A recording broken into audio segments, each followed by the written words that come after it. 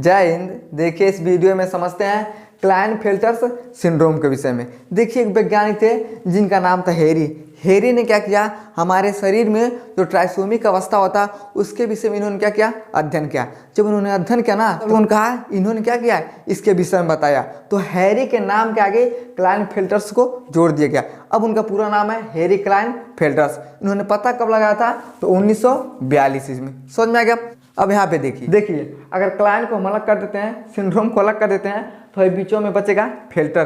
तो एक मशीन होता है जो पानी को फिल्टर करता है। अब देखिएगा शादी विवाह तिलक में कहेगा सब हमको नल का पानी नहीं चाहिए भैया, हमको फिल्टर वाला पानी चाहिए। और वो सब जो फिल्टर का पानी होता है ना, 1 रुपया में 1 लीटर देता है। हमारे अध्यात्म में सब कहता है अरे पानी पीने के लिए कोनो पैसा थोड़ी नहीं लग रहा है, लेकिन आज पानी के लिए भी पैसा लगता है। 1 रुपया में 1 लीटर देता है। तो जो मशीन होता है ना, आप कितना गंदा से गंदा पानी उसमें ला के डाल दीजिएगा, चाहे कबाड़ पानी ला के डालिए, चाहे सड़क पे से लाइए, चाहे पोखरा का लाइए, चाहे नाली का लाइए, जैसे उसमें डालिएगा ना वो क्या करता है, पानी को फिल्टर करके दे देता है। लेकिन अगर हम पूरा का बात करते हैं क्लाइनफेल्टर सिंड्रोम के विषय में ना, ये सब हम लोगों के ऊपर लागू होता है। इसमें होता क्या है, देखिए बहुत से ऐसे पुरुष होते हैं ना जिनमें महिलाओं का लक्षण रहता है। एकदम कैसे चलता है सर, तू चली गई मटक मटक, एकदम क्या करता है सब ऐसे मटक मटक के चलता है। कितना लोग को तेरी दादी तो पता नहीं चलता है इस सूरा मर्द है कि मेहरारू है।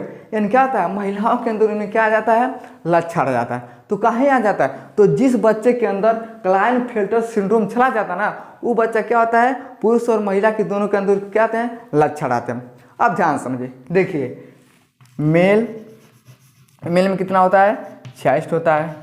फीमेल में कितना होता है, इसमें भी 66 होता है। तो मेल में क्या होता है, XY होता है। फीमेल में क्या होता है, तो केवल XX होता है। अब देखिए जैसे मेल और फीमेल जब शारीरिक संबंध बनाते हैं ना, तो जो क्रोमोसोम को संख्या होता है कितना होता है, 66 होता है। लेकिन इसमें एक थोड़ा बढ़ जाता है, 46 जगह पे 47 चला जाता है। अब देखिएगा लोग क्या करते हैं, गेहूँ लेके जाते हैं तो जो बेचारा घून होता है वो धई के दर आ जाता है। अब ऐसा थोड़ी ना हर बार गेहूँ में घून रहेगा दर आएगा।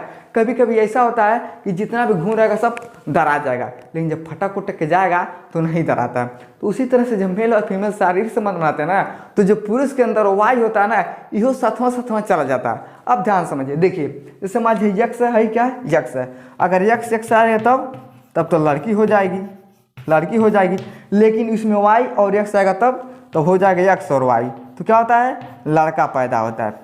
तो ये तो आपको समझ में आ गया कि भैया सीधा सीधा आएगा तब तो सही है। लेकिन अब यहाँ पे समझिए, देखिए सब क्या है, इस सब क्रोमोसोम का संख्या है। आप कहीं भी देखिएगा तो दुइये को गया है, 1 2 3, कहीं भी देखिएगा तो दुट हो जाएगा। लेकिन इसमें क्या होता है, जो 23वां जोड़ी वाला होता है ना, इसमें से पहुँच जाता है 3 ठो। कौन सी आता है, देखिए यक्स और वाई, यानी पुरुष के अंदर से एक यक्स आता है तो महिला के अंदर एक यक्स होता है। तो ये तो दोनों मिलाएंगे तो हम यक्स हो जाएगा।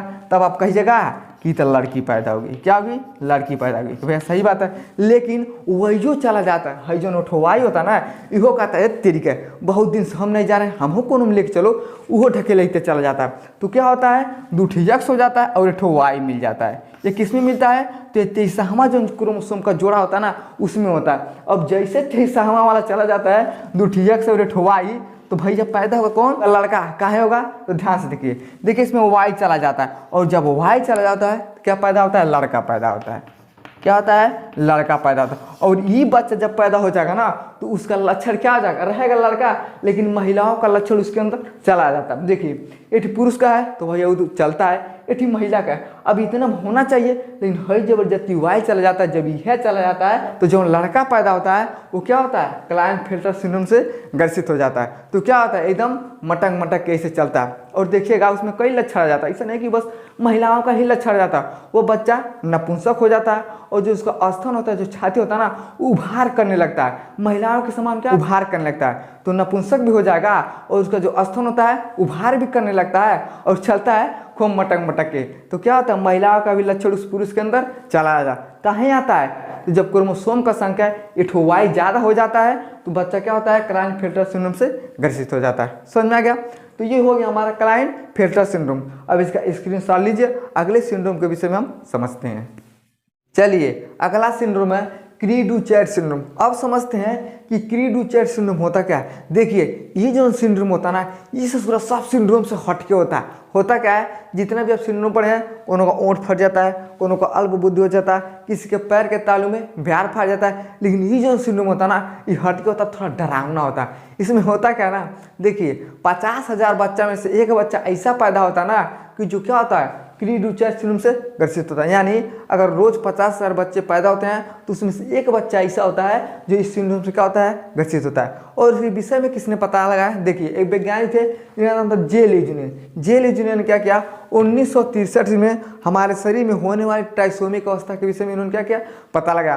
तब इन्होंने पता लगाया ना, उन्होंने देखा कि 50,000 बच्चा में से एक बच्चा ऐसा पैदा होता है जिसका आवाज़ क्या होता है, बिल्ली की तरह एकदम म्याऊ म्याऊ एकदम क्या करता है, बिल्ली की तरह होता है। यानी उसका मुख्य रोग क्या होता है, तो म्याऊ म्याऊ का आवाज़ करता है। एक बात बताइए, अगर कोनो घर में अगर बच्चा पैदा हो जाता है, अब पैदा होते रहो सब, अरे बाप बाप हमारे बच्चों को क्या हो गया, न्याव का बीमारी हो क्या, तो ऐसा कुछ नहीं होता।